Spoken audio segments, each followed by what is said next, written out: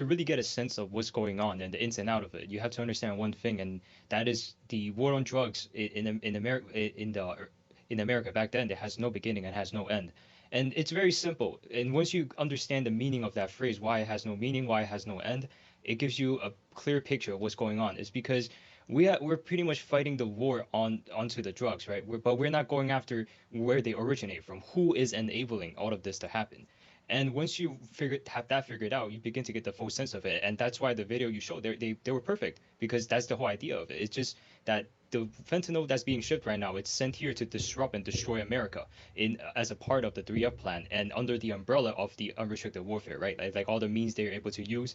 Now we take a look at, drug trafficking back then. Someone has to enable it, whatnot.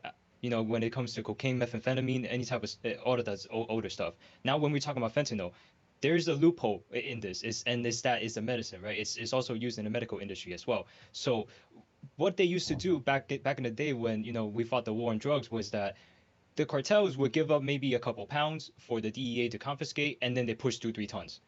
So that's what they would do back then. Now this is kind of similar, where you give a bottle of liquor, you give up 2 mooncakes, here you go, a case of fentanyl. So this is kind of a little bit similar in their methods of how they want to do things. It's just that they're able to do this on a level that is unprecedented before. Because before it's all illegal, but now it's counted as a medicine. I mean, that's just ridiculous. And if you look at it as a whole, right, we're also using it in the medical industry. That can get people hooked if they're not using the right dosage, which they can easily lie about. And if they up the dosage and get people addicted, that's what get the stuff on the streets to sell more. And that's how you can easily disrupt America and destroy America. But but going back to the first point I made, all of this, it's not to fight a war on fentanyl. This is not a war on fentanyl. We should take this to the CCP, because they're the ones that's shipping this stuff over. And if we don't stop the CCP, we don't take down the CCP. Today is fentanyl, tomorrow is something else. Because we have to think about, where did fentanyl come from? What are the precursors, right?